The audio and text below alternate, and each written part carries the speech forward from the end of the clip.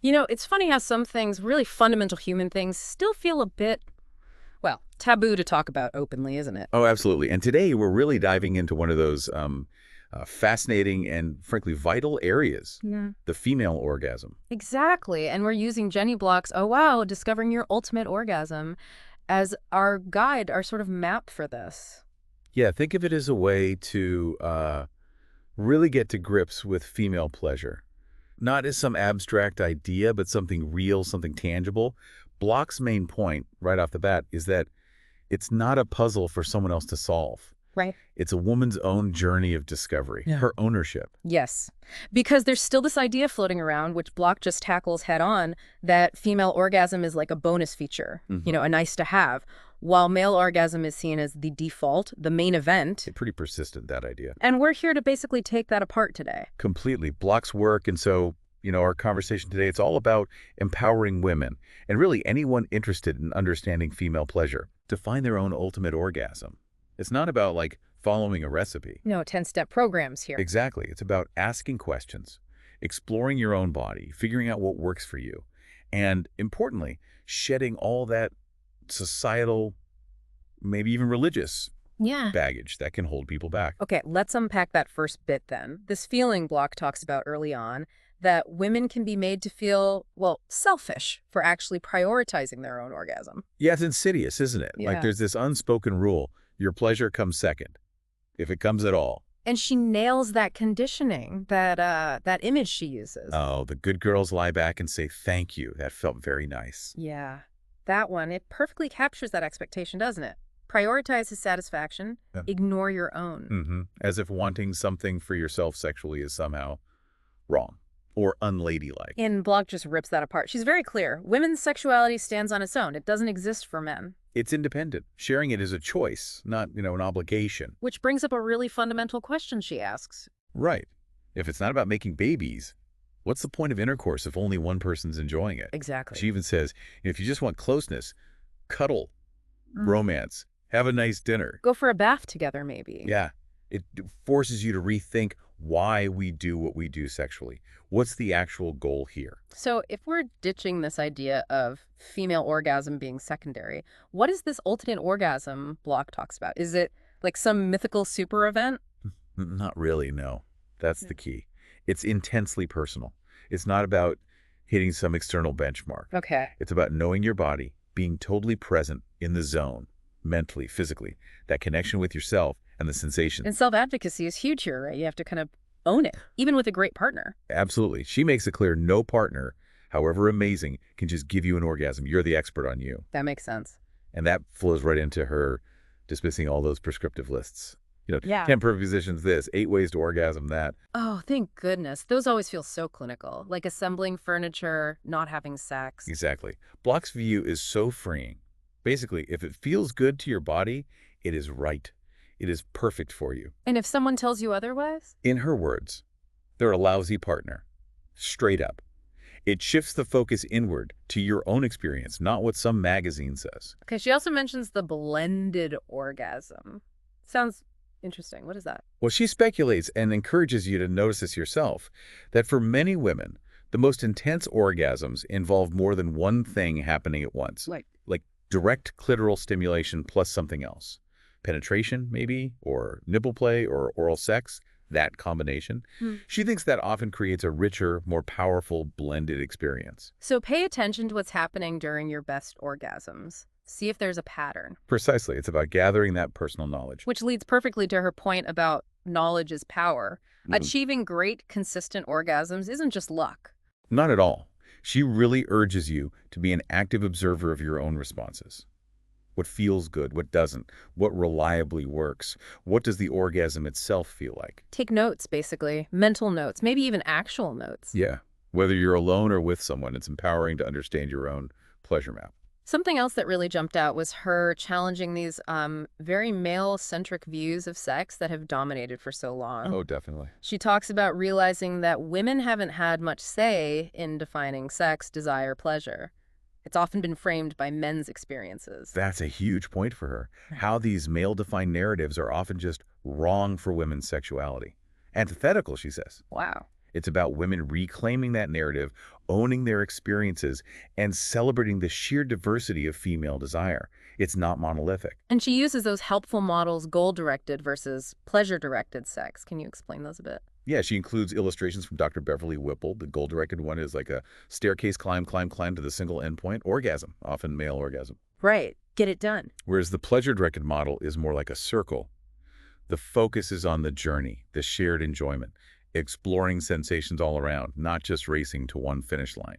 So making pleasure the point, not just PVI is the definition of sex. Exactly. Shifting that focus is key. Which ties into what she says about lesbian sexuality and orgasm rates, that 2014 study. Right, showing significantly higher orgasm rates for lesbians compared to straight women.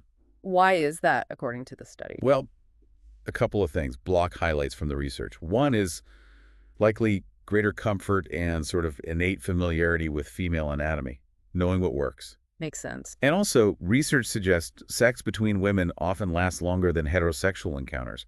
More time for arousal, more time for exploration, more time to orgasm. Again, it points to knowing the body and prioritizing pleasure over speed. Spot on. Now, she talks a lot about Betty Dodson, a huge figure in sex ed. What was Dodson's big influence on Block? Betty Dodson is portrayed as, like, a foundational figure, a pioneer, famous for her direct, body-positive, no-shame approach. Oh, okay. Block emphasizes Dodson's push for using correct terms, vulva, not just vaguely vagina, for everything down there, and her mission to empower people to just embrace their sexuality fully, no apologies.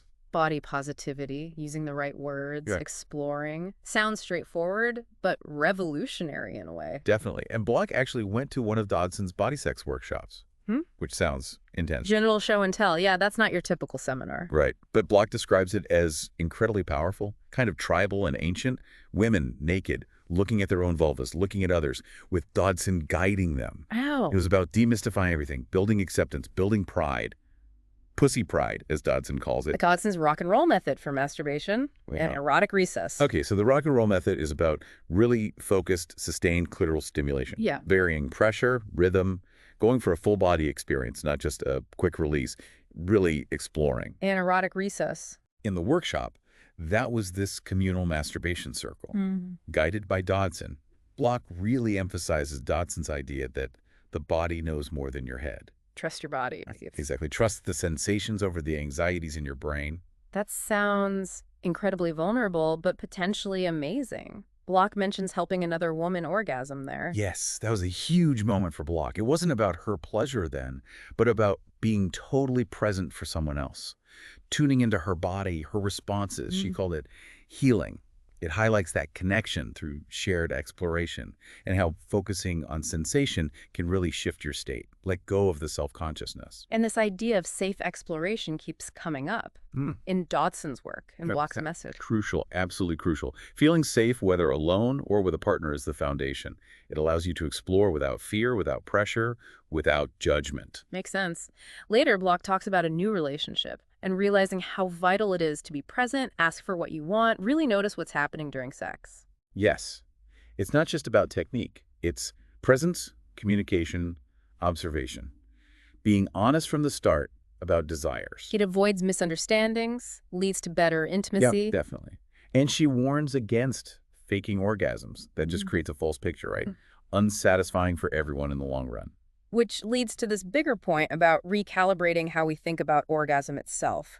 Men's and women's orgasms different, but equally good, equally important. Exactly. That constant comparison, usually based on a male model, causes so much pressure and anxiety. Yeah. Block stresses there's no too long for female arousal. It takes the time it takes for your body. And this idea that quick PVI should work for women needs to go. What about the anxiety around the time it takes? That seems like a big hurdle for some. It really can be. Yeah. Block says, basically, let go of feeling like you missed the boat if it takes a while. What matters is being in the experience. Focus on the pleasure, not just the finish line. Right. Sometimes chasing it too hard makes it run away. I also liked her point about lifelong learning in sex. It's not a one-and-done achievement. No, absolutely not. Our sexuality evolves. What feels good changes. Block encourages staying curious, always exploring. Stopping that exploration limits your own joy. She even mentions someone with little experience who learned to give amazing pleasure. Past doesn't dictate the future. Exactly. It's about being open and willing to learn. And she really pushes back against defining sex as only PVI, doesn't she? Oh, hugely. She calls sex a buffet of possibilities. Yeah. Oral, anal, kissing, touching, the whole range. Get away from just penis and vagina as the only real sex. Yes. And recognize all the other amazing things on the menu, with, again, a big flashing sign pointing to clitoral stimulation being key for most women. So clear, so direct. I love that. And the descriptions of orgasm she includes from women are incredible. Waves, throbbing, earthquakes, even God. But they're powerful, aren't they? They show the sheer intensity and diversity of the experience. It's not just one thing. It's deeply personal, deeply empowering. Then she goes into myth-busting mode. All women orgasm easily. Nope. Multiples are the norm. Not necessarily. Partner's job only. Definitely not. Safer sex ruins it. False. Yeah, she knocks those down one by one. Satisfaction is the goal, not just orgasm count. Toys are great tools, no shame. Safer sex lets you relax into pleasure. And even the best partner doesn't read minds. Exactly. Needs vary. Communication is everything. She also touches on the actual physiology, the contractions, the lack of a refractory period for women. Understanding the mechanics helps demystify it. She explains the body's response, that potential for multiple orgasms, and again, emphasizes the diversity of vulvas and the need for pussy pride, overcoming shame. Plus, actual health benefits. It's not just about feeling good in the moment. Right. Increased blood flow to the brain, potential anti-aging effects from DHEA release, even boosting the immune system with immunoglobulin A. It connects sexual health to overall wellness. She also loops back to individuality. Everyone's different. Our histories shape us but don't define us. First experiences can be powerful. Yeah, those early encounters, good or bad, can stick with you. A negative first time might color future views. But it doesn't have to be permanent. No. She encourages taking charge, seeking positive experiences now. Which brings us to masturbation. Still so much silence around female masturbation. Block is a huge proponent. Huge. She calls it the best way to discover your own body, what feels good. She tackles the silence, the shame, head on. Even religious objections. Directly addresses them. Yeah. Basically says, your body is yours, pleasure is natural, period. And she makes a really important point about disability, too. Yes, a vital reminder. Sexuality is universal. People with disabilities have the same needs, same rights. She challenges myths, advocates for respect and resources. For anyone hesitant about self-exploration, she offers practical steps. Mirror work, gentle touch. Very accessible starting points. And then she details Dodson's rock and roll method, that focused, mindful stimulation. And highlights the broader benefits to stress relief, better sleep. Hormonal balance even, reframing it as essential self-care, not something shameful or frivolous. She also widens the lens to look at the social context, how society creeps into the bedroom. That's such a critical piece. Critiquing sex ed that focuses only on babies and diseases, ignoring pleasure. Right. Arguing to take PVI off that central pedestal in our culture's view of sex, and looking at how shame and bad information affect women's relationship with their own bodies, with masturbation. Language becomes really key here too, doesn't it? Absolutely crucial. Having the words, being comfortable talking openly and honestly with partners about desires, boundaries, that's essential for equality in the bedroom. Okay, let's get specific. The pleasure zones. Clitoral awareness, she says, is non-negotiable for ultimate orgasms. It's the absolute cornerstone for most women. She explains the visible part is just the tip. There's a whole internal structure. Direct clitoral stimulation is the main highway to orgasm for the vast majority. Understanding that. Game changer. And then she maps out other zones. Oral sex, anal play, the perineum, multiple orgasms, breasts, nipples. A full tour. For oral, she stresses time, variety, exploration. Anal play addresses the potential shame, talks about gentle, blended stimulation, referencing experts like Jude Schell. The perineum, that spot between pressure there, can intensify things for some. Even things sometimes seen as fringe, like nipple orgasm potential, the skin itself, the brain. Mindgasms. Right. Nipple sensitivity varies wildly, but orgasm is possible for some. The whole skin is potentially erotic. She even touches on BDSM, emphasizing consent and safe words, and the brain. Fantasy, mental focus, hugely important. Mindgasms are possible. Plus the U-spot, G-spot. She clarifies squirting versus female ejaculation too, right? Which can be confusing. Yes, explains the difference bladder fluid versus prostate fluid. Addresses potential embarrassment, says neither is required for great sex, citing Dodson again. And mentions the A-zone, that deeper vaginal spot sensitive to deep thrusting for some. She tackles common questions too, like those mythical hours-long tantric orgasms. Brings those down to earth. And hammers home again why intercourse alone often isn't enough, need that clitoral stim. Yes, reinforces that biological reality.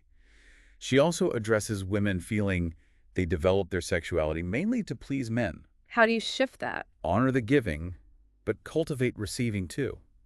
Build self-worth, self-knowledge, masturbation is key there. All this leads to the POP, the Personal Orgasm Project. What's that about? It's this idea of it being your journey, your project of self-discovery. Talk to friends, talk to partners. Prioritize your orgasm. Overcome the no time, no energy excuses. And she gives concrete tools and practices. Definitely. Partnered positions focused on female pleasure. Recommend specific toys, Dodson's vaginal barbell, the cuddle vibe. Lifestyle things too. Move sexy, play sexy. Keep exploring the zones. Keep communicating. Okay, so after digging through all of this, what's the big takeaway? I think it's that this journey to your ultimate orgasm.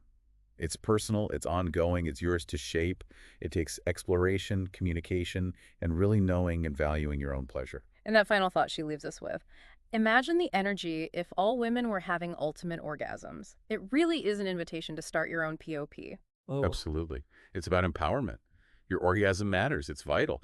So maybe the question to leave everyone with is, what's one new thing about your own sexuality you feel curious to explore now?